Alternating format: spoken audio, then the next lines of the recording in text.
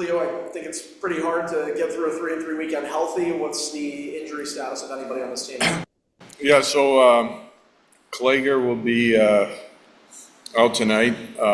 There's no injury, but that flu bug is still around, so he's down and out. And then Cozy came down with the injury lower body. He'll be out.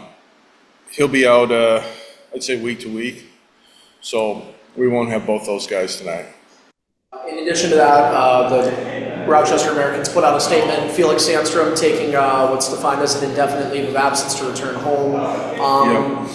Can you just maybe not expand on that, but just Sandy's importance to the Amherst? Yeah, first and foremost is, I won't get into detail on this situation, but anytime there's family, I think that's most important. And there's a family issue that he's dealing with back home, and he asked if he can go home. It was really important to him, and from the whole organization all the way up to Kevin, Jason, families first. So Sandy's home. I don't know when he's going to come back, but yeah, I think he's had like a 249, close to 930 save percentage his last 7 starts. I mean, he's been incredible for us. So, but in the meantime, like, I just hope for him to go home and take care of what he needs to take care of, and we'll be happy whenever the time he comes back.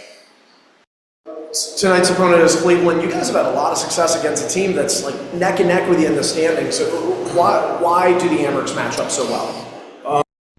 I think it's an emphasis. They're a really offensively gifted team. They got a lot of really good players, great goalie. It's how we manage the puck, how we, not giving them any easy offense and making sure we're above our checks and we're defending really hard. And usually when that happens, you have the puck more, and we've had a lot of success. But, they're coming off a really big weekend against a Chicago team and a couple guys back in the lineup. So it'll be a hard test for us tonight, and good opportunity for us to respond after Sunday's game. You entered tonight tied with Laval when it comes to the home ice penalty kill. You guys both have the best PK in the league. What has Nathan Page and this D-Corps done to change? Yeah, Pacer, for one, has a great plan for the guys. He does a great job. They know what, certain situation, and every power play is different, and the looks, and the guys know what they're supposed to do, but then there's a lot of sacrifice that goes into it. The blocking shots, taking hit to get clears. I think it's been a huge identity piece for our group, and he's done a great job, and we'll need to be good tonight against a really good power play.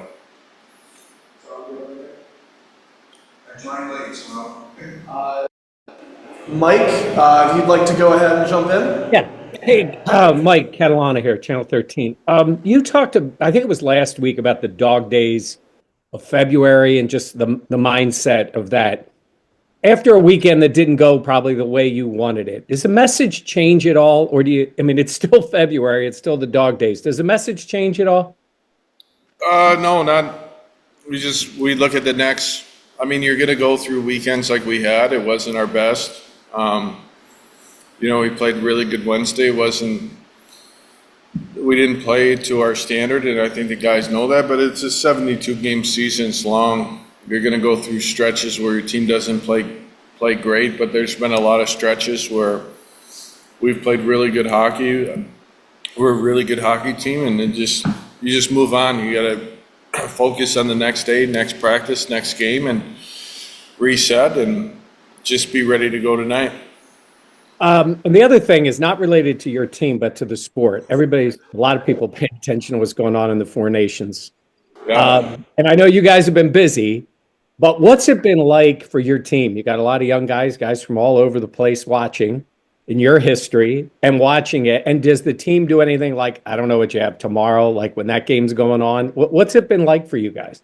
Yeah, it was a lot of it's been really cool. You know, you come to the rink the next day, the players all watch the games, and it's been good for me as a coach because a lot of the things that we talk about it on our team, what it takes to win and how you need to play the game, it's even magnified at a tournament like that with all the skill. And you hear McDavid and Crosby talk about managing the puck and putting pucks behind them and all the things you say as a coach. And sometimes we live in a world where, you know, kids are on Instagram and they're seeing all these highlight reel plays, but actually what wins is it's a pretty simple game, and then you got to commit to it. And I look at the example of, we actually showed clips of, you know, USA beats Canada 3-1, it's 2-1 game.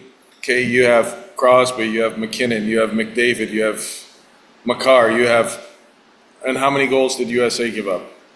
1 goal on 23 shots. You got to check to win. In those environments, I think when the margin for error is so small, those little mistakes. You look at the second goal Dylan Larkin scores. It's a turnover at the blue line. Your team doesn't get a line change. They score. Those are all the things that we talk about in our group.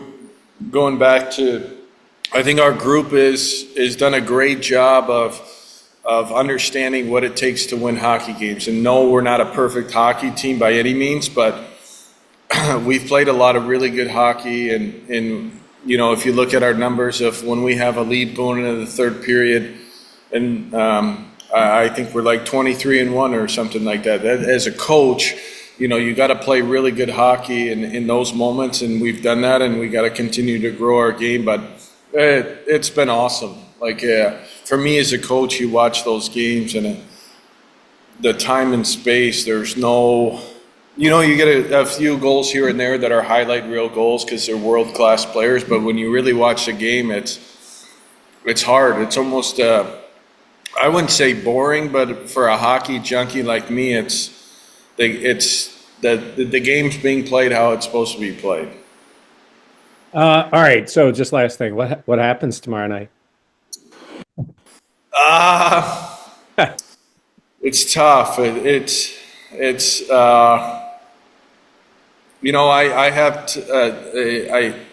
I played for John Cooper, so it's hard in a big game to root against him, you know, but I coach at the national program, coaching a lot of international events, so Yeah. It's probably where my heart is, I guess you would say. But I'm not betting against Coop in a one game winner takes all. But whatever the outcome is, I'm excited to watch the game.